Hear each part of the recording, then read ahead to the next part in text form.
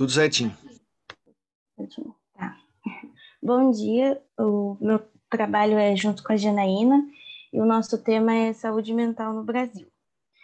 Saúde mental refere-se a um bem-estar no qual o indivíduo desenvolve suas habilidades pessoais, ou seja, ele lida com o estresse o estresse da vida, trabalha de forma produtiva e encontra-se apto a contribuir para a sociedade.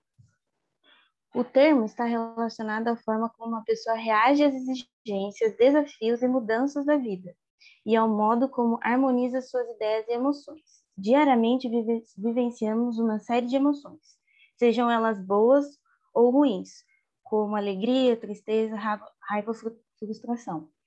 Então, a saúde mental nada mais é como a gente lida com esses desafios do nosso dia.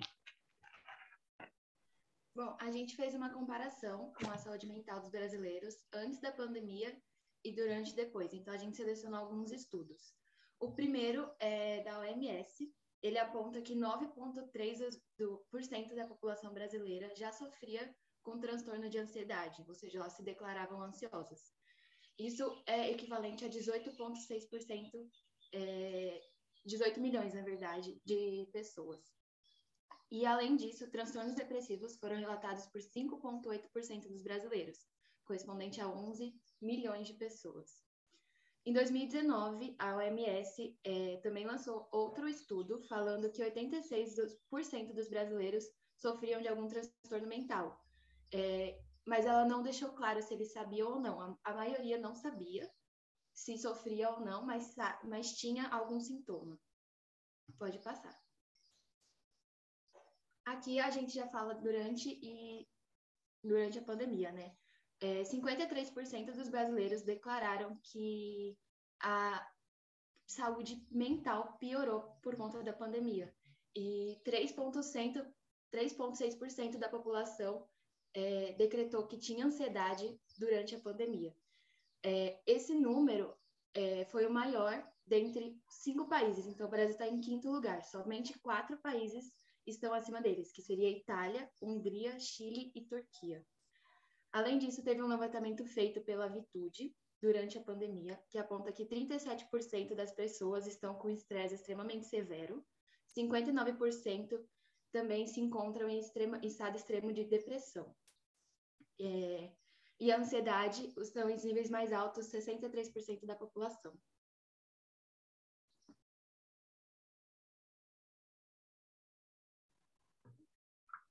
O aumento dos sintomas físicos e dos transtornos mentais durante a pandemia pode ocorrer por diversos motivos. Dentre elas, destaca-se a ação direta do vírus Covid-19 no sistema nervoso central. As experiências traumáticas associadas à infecção ou à morte de pessoas próximas, o estresse induzido pela mudança na rotina, devido às medidas de distanciamento social ou pelas consequências econômicas na rotina de trabalho ou nas relações efetivas. E, por fim, a interrupção de tratamento por dificuldade de acesso. O distanciamento social mudou os padrões de comportamento da sociedade, com o fechamento de escola, a mudança de métodos e da logística de trabalho e de diversão, minando o contato próximo entre as pessoas, que é algo muito importante para a saúde mental.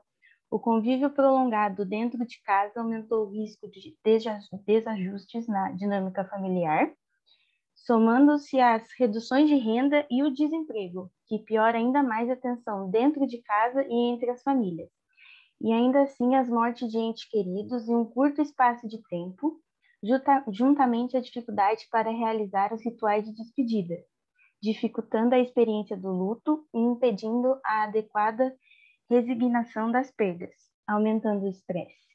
Uma expressão que ganhou popularidade foi o definhamento languishing, no termo original em inglês, criado pelo psicólogo Adam Grant, acho que é assim que fala o nome dele. Os sintomas mais comuns são estagnação, falta de propósito ou motivação, dificuldade na concentração e a queda de rendimento no trabalho ou escola.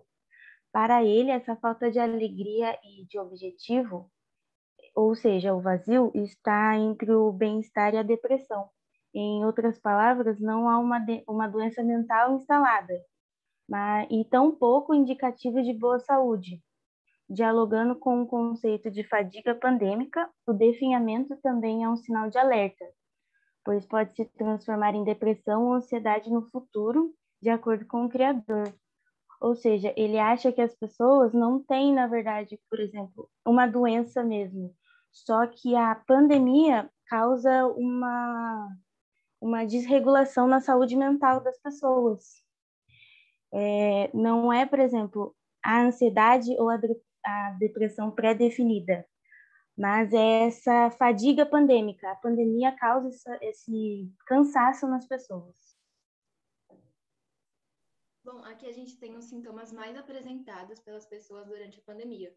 Muitas delas relatam que depois e durante a pandemia, elas acabaram com problemas de memória, então elas têm muito problema para gravar o que está falando, desconcentração, enfim, desânimo, dificuldade de raciocínio, irritabilidade é um sintoma que foi muito mencionado, e fadiga mental, né? Além disso, tem também a compulsão alimentar, que é basicamente acabar descontando estresse, ansiedade, tudo na comida.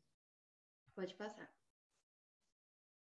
Aqui a gente tem as doenças mais apresentadas. A ansiedade, ela é um sentimento ligado à preocupação, nervosismo e medo intenso. Apesar de ser uma reação natural do corpo, ela pode virar um distúrbio quando passa a atrapalhar o dia a dia.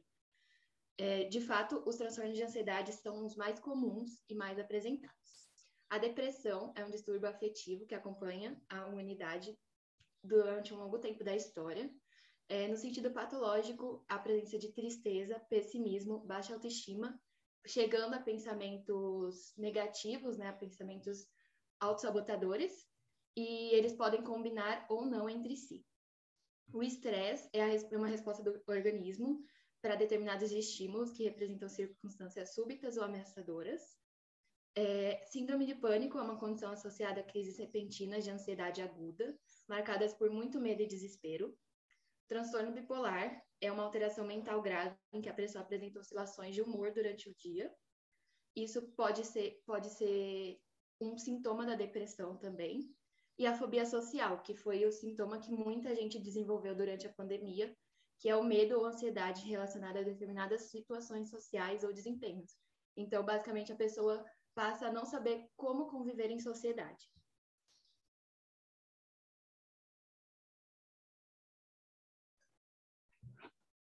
Existem várias formas de cuidar da saúde mental. As principais são praticar uma atividade física, principalmente ao ar livre e em grupo, ter uma boa alimentação regulada, escutar músicas, ter um sono equilibrado entre 6 a 8 horas, ter uma rotina organizada e buscar ajuda, fazer terapia e tudo mais.